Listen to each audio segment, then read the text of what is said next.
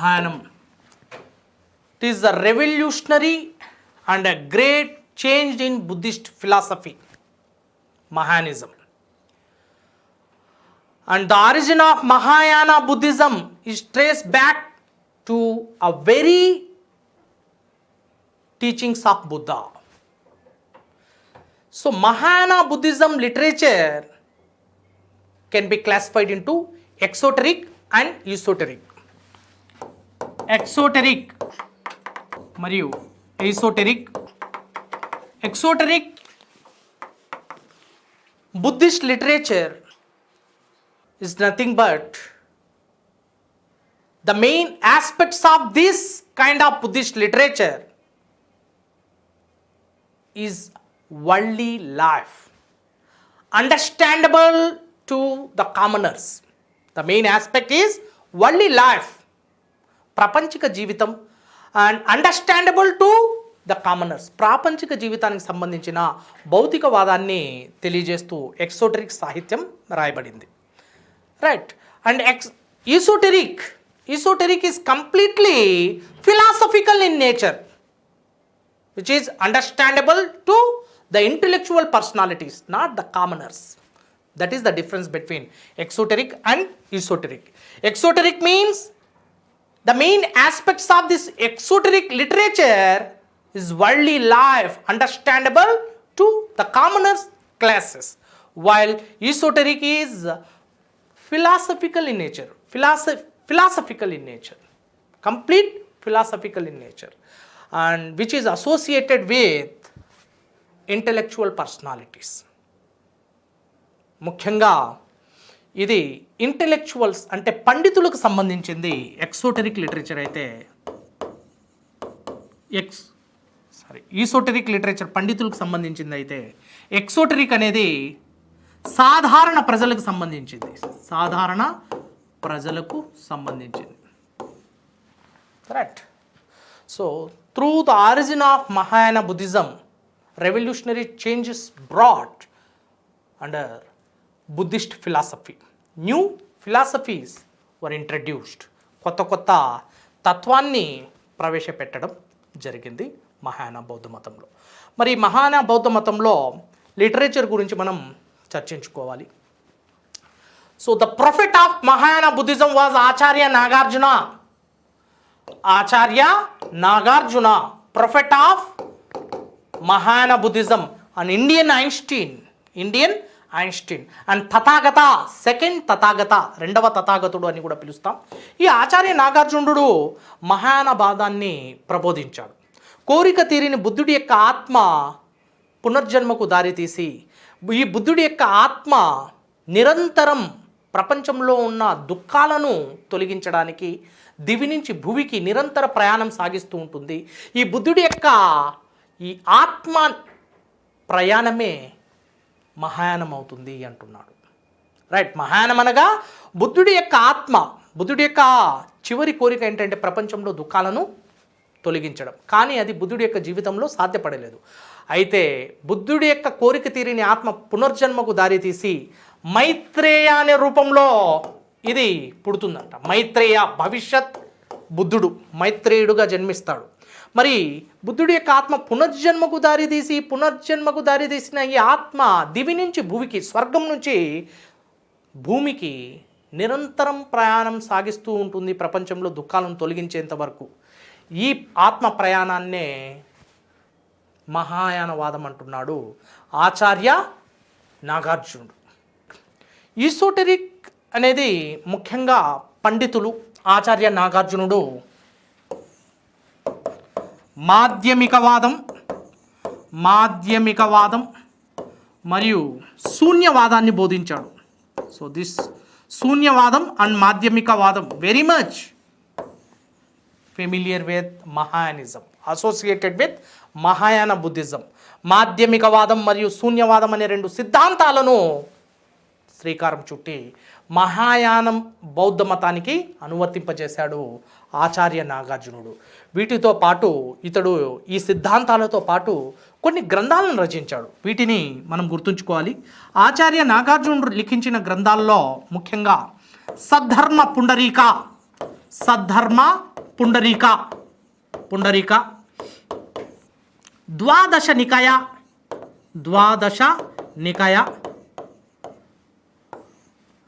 ప్రాజ్ఞా పారవిత సూత్ర విజ్ఞానానికి సరిహద్దు ప్రాజ్ఞా పారవిత సూత్ర మాధ్యమిక కారిక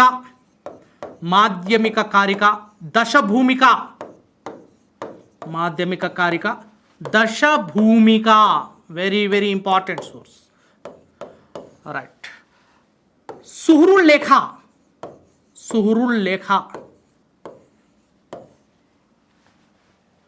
ఆరోగ్య మంజరి ఆర్ ఆయుర్వేద మంజరి ఆరోగ్య మంజరి రసరత్నాకరం so these all are the important sources to know about Mahayana literature. Mahayana సాహిత్యం చాలా గొప్పగా తారాస్థాయికి పరాకాష్ఠకు చేరుకున్నది ఎవరి కాలంలో అంటే ఆచార్య నాగార్జునుడి కాలంలో. ఆచార్య నాగార్జునుడు అద్భుతమైన సాహిత్యాన్ని పరిచయం చేశాడు. ఆచార్య నాగార్జునుడు శాతవాహన రాజైన యజ్ఞశ్రీ శాతకర్ణి యొక్క సమకాలికుడు.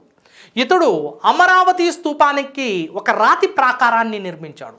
He built a beautiful fortified wall around Amaravati Stupa in Amaravati, present day Andhra Pradesh, the controversial capital zone of Andhra Pradesh.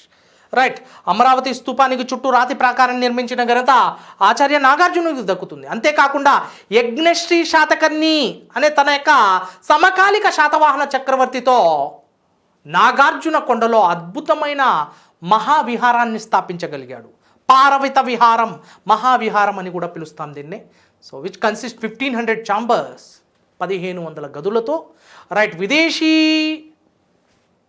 విద్యార్థులకు కూడా విద్యను అభ్యసించే విధంగా ఈ నాగార్జున కొండ ప్రాంతంలో అద్భుతమైన విహారాన్ని స్థాపించగలిగాడు ఆచార్య నాగార్జునుడు. రైట్, స్థాపకుడు యజ్ఞశ్రీ శాతకర్ణి, శాతవాహన రాజు. రైట్, ఆచార్య నాగార్జునుడు ప్రవేశపెట్టిన ఈ మహాయానం ఈ గ్రంథాల ద్వారా ఊపందుకోవడం జరిగింది, బాగా అభివృద్ధి చెందడం జరిగింది. అంతేకాకుండా భావ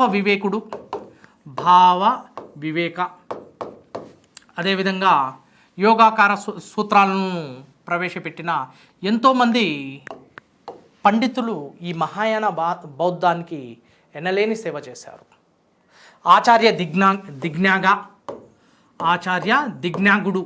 దిజ్ఞాగా లాజికల్ సైన్సెస్ గురించి తెలియజేస్తున్నాడు. తర్కశాస్త్రానికి గొప్ప నిర్వచనం చెప్పిన ఆచార్య దిజ్ఞాగుడు ఈ మహాయాన బౌద్ధ మతానికి చెందినవారు.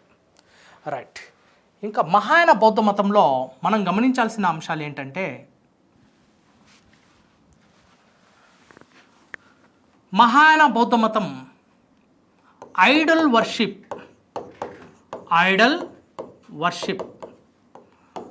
వర్షిప్ అంటే విగ్రహారాధనకు ప్రధాన పాత్రనిస్తుంది.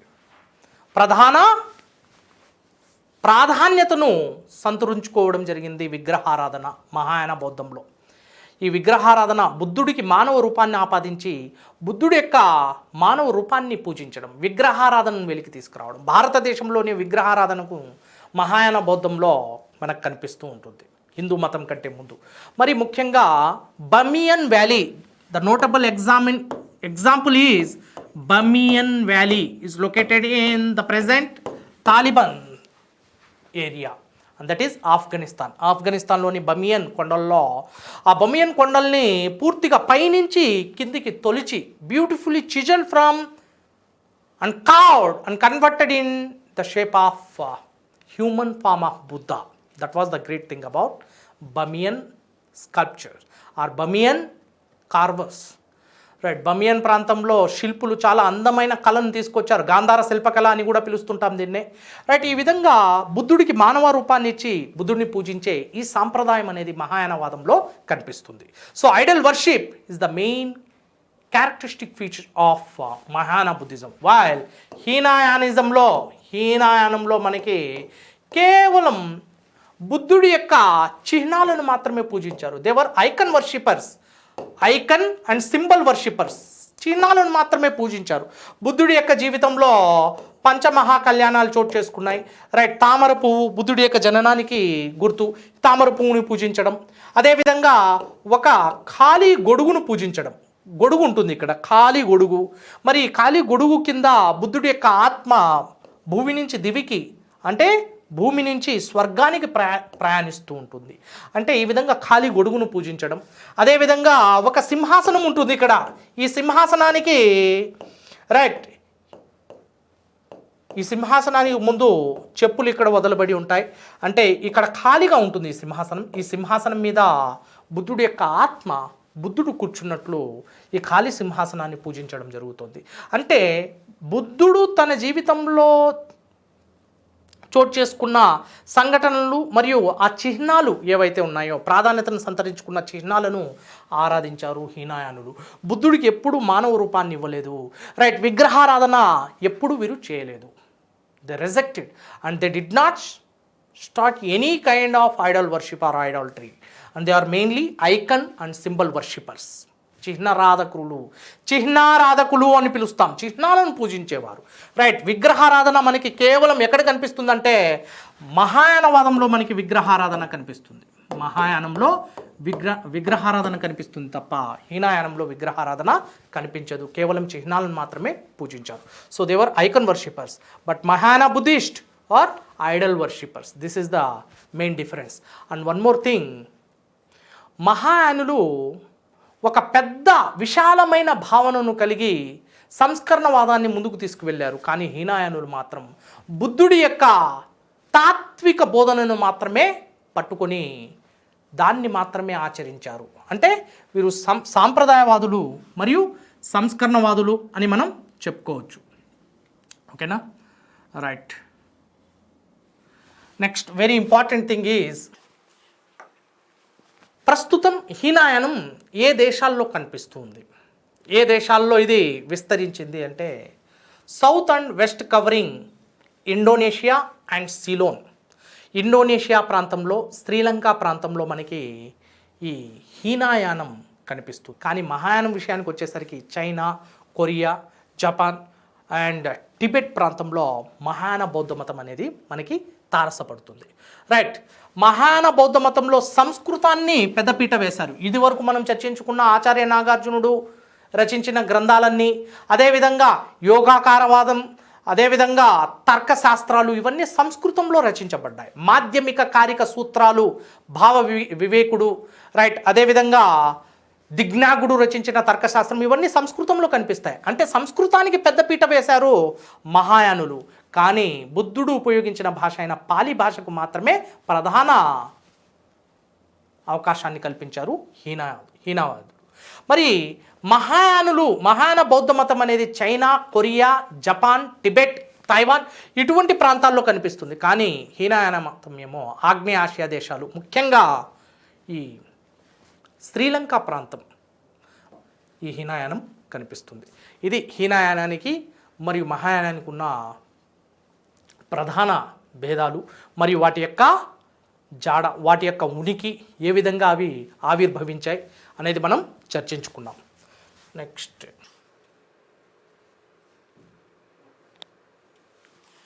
So 3 types of structures.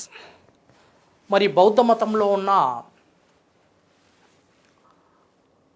కట్టడాలు, బౌద్ధ మతం ఎటువంటి కట్టడాలకు అవకాశాన్ని కల్పించింది, మరి ఈ కట్టడాల యొక్క స్థితిగతులు ఏంటి, ఎన్ని రకాల కట్టడాలు, నిర్మాణాలు బౌద్ధ మతంలో మనకు కనిపిస్తాయి అనేది చాలా కీలకమైంది. There are 3 types of monuments or structures under Buddhism. Right, monasteries, viharas అంటాం. Places to venerate relics, that is stupa, సమాధులు, స్తూపాలు అంటాం. Next, shrines or prayer halls, chaityas. ముఖ్యంగా ఈ చైత్యాలు, విహారాలు, స్తూపాలు ఏ విధంగా ఉంటాయి, వీటి యొక్క ప్రాథమిక నిర్మాణం ఎలా ఉంటుంది అనేది చూద్దాం. మొట్టమొదట విహారం. విహారం అంటే రెసిడెన్సెస్ ఆఫ్ బుద్ధిస్ట్ మోంగ్స్. బౌద్ధ సన్యాసులు నివాసం ఉన్న ప్రాంతాన్నే విహారము అంటాం. Very important. బౌద్ధ సన్యాసులు నివాసం ఉన్న ప్రాంతాలు, వారి యొక్క నివాస కట్టడాలను విహారాలు అంటారు. Resting places or residences of Buddhist monks. Next number 2, stupas. Stupas are the mausoleums of Buddhist monks or బుద్ధుడు లేదా బౌద్ధ అనుయాయుల యొక్క సమాధుల్ని, పవిత్ర సమాధుల్నే స్తూపాలు అంటాం. The mausoleums or holy tombs of Buddha or Buddhist monks. Mausoleum స్తూపాలు అంటాం. ఈ స్తూపాలు 3 రకాలుగా చెప్పుకోబడ్డాయి. స్తూపాల గురించి మనం చర్చించుకుందాం. ధాతుగర్భ స్తూపాలు, ధాతుగర్భాస్, పారిభోజక స్తూపాలు అండ్ ఉద్దేశిక స్తూపాలు. 3 రకాల స్తూపాలు మనకు కనిపిస్తాయి. ధాతుగర్భ, పారిభోజక మరియు ఉద్దేశిక. స్తూపం యొక్క ప్రాథమిక నిర్మాణం ఎలా ఉంటుంది? What is the basic structure of a stupa? Let us see here. స్తూపం యొక్క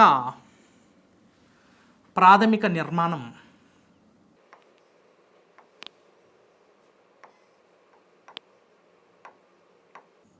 ఎలా ఉంటుంది అనేది మనం గమనిస్తే, చుట్టూ అందమైన ప్రహరీతో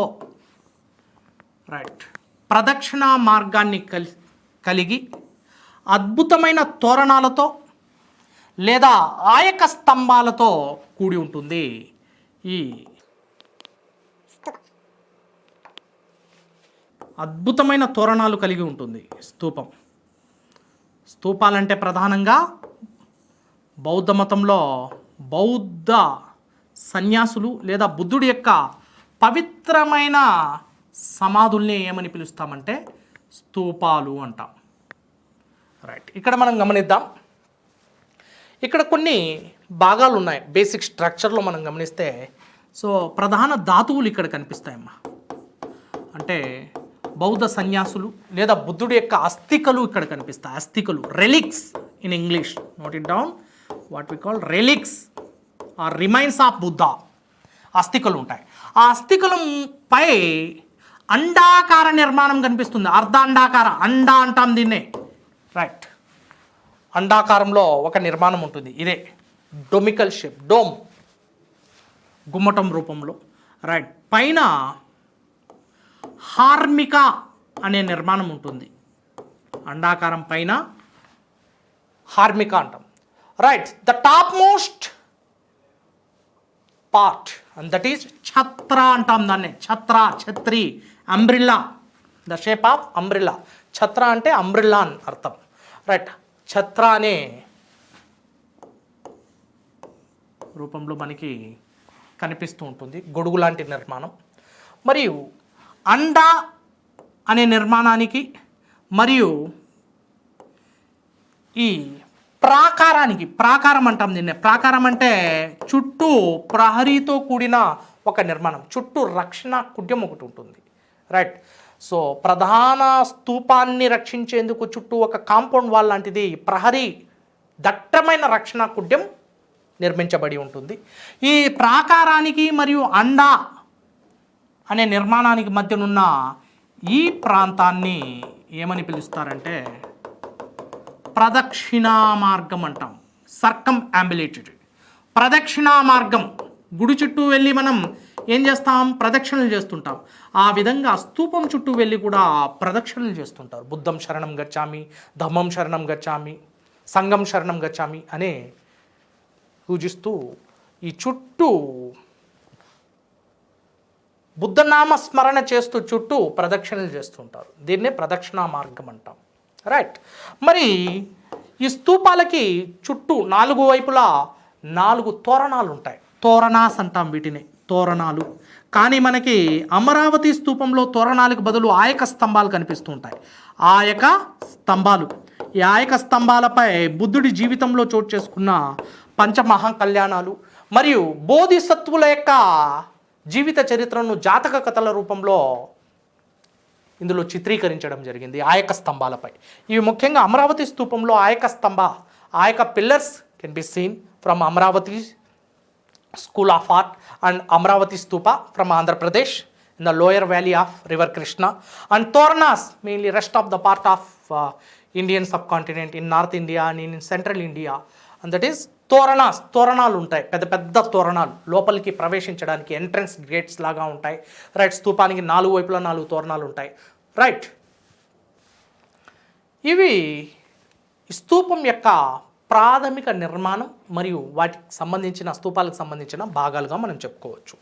మరి స్తూపాలు ముఖ్యంగా 3 రకాలుగా చెప్పుకోవడం జరిగింది. అందులో dhatugarbha, the first type dhatugarbha స్తూపాలు అంటే ఏంటి? Right, dhatugarbha stupa is nothing but a stupa is built on the original relics or remains of Buddha or Buddhist monks. బుద్ధుడు మరియు బుద్ధుడి యొక్క శిష్యులు కావచ్చు, బుద్ధుడి యొక్క అనుయాయుల యొక్క ప్రధాన అస్థికలను ఉంచి వాటిపై నిర్మించే నిర్మాణాలనే ధాతుగర్భ స్తూపాలు అంటాం. Right, so the స్తూపాస్ and this kind of స్తూపాస్ and this type of stupas were usually built on the relics, original relics of Buddha or Buddhist monks. బుద్ధుడు లేదా బుద్ధుడి యొక్క శిష్యులు లేదా సన్యాసుల యొక్క అస్థికల్ని ఉంచి దానిపై నిర్మించే నిర్మాణాలనే ధాతుగర్భ స్తూపాలు అంటాం. నెక్స్ట్ సెకండ్ టైప్ 2 పారిభోజక స్తూపాలు అంటే ఏంటి? పారిభోజక స్తూపాలు అంటే the stupas were built on the articles used by Buddha or Buddhist monks. బుద్ధుడు లేదా బౌద్ధ భిక్షువులు ఉపయోగించిన వస్తువుల్ని ఉంచి, అవి వారు ఉపయోగించిన పవిత్ర గ్రంథాలు కావచ్చు, వారి యొక్క వ్యక్తిగత అంశాలు కావచ్చు, ఏవైనా కావచ్చు, వాటిని ఉంచి సమాధి చేసి వాటిపై నిర్మించే నిర్మాణాలనే పారిభోజక స్తూపాలు అంటాం. So the స్తూపాస్ were usually built on the articles used by Buddha or Buddhist monks. And next, type 3, Uddeshika, these are nominal stupas. Right, నామమాత్రంగా ఉంటాయి. Right, to express the faith towards the Buddhism. బౌద్ధ మతం పట్ల తమ యొక్క విశ్వాసాన్ని ప్రకటించి బుద్ధుడి యొక్క అస్థికలు లభ్యం కాని సమయంలో మరియు బౌద్ధ భిక్షువుల యొక్క వస్తువులు లభ్యం కాని పక్షంలో నామమాత్రంగా బుద్ధుడి పట్ల తమ యొక్క విశ్వాసాన్ని ప్రకటించేందుకు నిర్మించబడే స్తూపాలే ఉద్దేశిక స్తూపాలు. Right, neither the relics of Buddha nor the articles used by Buddha or Buddhist monks, but to express the faith towards Buddhism, few Buddhists used to build this kind of stupas called uddeshika స్తూపాస్.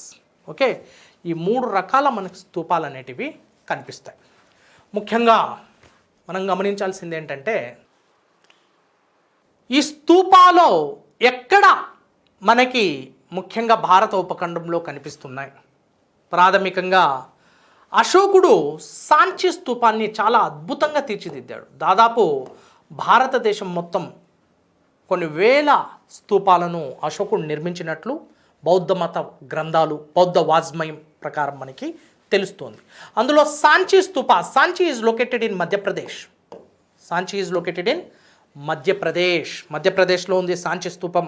భారతదేశంలో బృహత్తరమైన మహత్తరమైన రీతిలో spacious and a large stupa is created by Ashoka. The prime material used in the construction of this Sanchi stupa bricks. ఇటుకల్ని ఉపయోగించాడు ఇక్కడ ఈ స్తూప నిర్మాణంలో. దీని యొక్క తోరణాలు కూడా చాలా అందంగా నిర్మించబడ్డాయి, అందంగా చెక్కబడ్డాయి. Right, Sanchi stupa. And Bharhut, this is also located in Madhya Pradesh. And Bharhut stupa describes Ajatashatru's regret before Buddha in prostration. సాష్టాంగం పడి బుద్ధుడి ముందు ప్రాయశ్చిత్తం పొందుతున్న అజాతశత్రువు యొక్క శిల్పం ఈ బర్హూత్ శిల్పకళలో కనిపిస్తుంది మనకి. Bharhut is located in Madhya Pradesh. Sanchi, Bharhut from Madhya Pradesh. And next many stupas in South India in Andhra Pradesh Amaravati stupa, Amaravati stupa. Next mini stupas like Bhattiprolu. So this stupas are mainly holy tombs or mausoleums of Buddhism. Must remember, right? So the world largest stupa was built in Indonesia. That is Borobudur. Borobudur. ప్రపంచంలోనే అతిపెద్ద స్తూపం ఎక్కడుంది? బోరోబదూర్ స్తూపం ఇండోనేషియాలో కలదు. World largest stupa is Borobudur. See here. స్తూపాన్ని నిర్మించే సమయంలో కొన్ని ప్రాథమిక అంశాలను పాటిస్తున్నారు ఇక్కడ. పంచభూతాలను స్తూప నిర్మాణాల్లో ప్రతిక్షేపిస్తున్నారు. పంచభూతాల యొక్క ప్రతిక్షేపణ స్తూప నిర్మాణంలో కనిపిస్తోంది. శిల్పులు స్తూపాన్ని నిర్మించేటప్పుడు పంచభూతాలైన నింగి, వాయు, అగ్ని, జలం, నీరు మరియు భూమి ఐదింటిని స్తూప నిర్మాణాల్లో ప్రతిక్షింపించడం జరిగింది. రైట్. ముఖ్యంగా ఇక్కడ స్కై శిరోభాగంలో స్తూప నిర్మాణంలో మనం ఇదివరకు చూసిన స్తూప నిర్మాణంలో శిరోభాగంలో ఛత్ర అంటుంటాం, గొడుగు లాంటి నిర్మాణం. అక్కడ స్కై అంటే ఆకాశాన్ని ప్రతిక్షేపించారు. ఆకాశం. Right. The 5 elements representing the Buddhist universe: sky, wind, fire, water and earth. These are the 5 major elements of this universe. విశ్వంలోనే 5 ప్రధాన భూతాలు, పంచభూతాలు అంటుంటాం. ఈ పంచభూతాలను ఇందులో ప్రదర్శిస్తూ స్తూపాన్ని నిర్మించడం జరుగుతుంది. Right. The umbrella part or the upper portion or upper part of the stupa reflects sky, ఆకాశాన్ని సూచిస్తుంది. Next wind. ఆ హార్మిక అండభాగానికి మరియు పైన ఉన్న ఛత్రభాగానికి మధ్యలో ఉన్నది హార్మిక వాయువుని సూచిస్తుంది. వాయువు అష్టదిక్పాలకులు, దిక్కులు. రైట్. తూర్పు, పశ్చిమం, ఉత్తరం, దక్షిణం, వాయవ్యం, ఆగ్నేయం, నైరుతి మరియు ఈశాన్యం. ఈ దిక్కులు వైపు వాయువు యొక్క విస్తరణ ఎలా జరుగుతుంది, వాయువు యొక్క చలనం ఎలా జరుగుతుంది, దీనన్నిటినీ హార్మిక అనే రూపంలో ప్రదర్శించడం జరిగింది వాయువును. అదేవిధంగా మధ్యలో ఉన్న అండభాగాన్ని ఫైర్ అంటాం. ఫైర్, అగ్ని అండభాగం. రైట్. Next water. అంటే స్తూపాన్ని అండాకారంలో నిర్మించే సమయంలో కొన్ని జలం యొక్క ప్రతిష్టాపన చేస్తున్నారు ఇక్కడ, నీటిని. రైట్. వాటర్. అదేవిధంగా అర్త్, అస్థికల్ని భూమిలో కలిపి స్తూపం యొక్క మొట్టమొదటి ప్రధాన ధాతువుగా దాన్ని సూచిస్తున్నారు. ఈ విధంగా పంచభూతాలను స్తూప నిర్మాణంలో క్లుప్తంగా ప్రదర్శింపజేశారు. రైట్.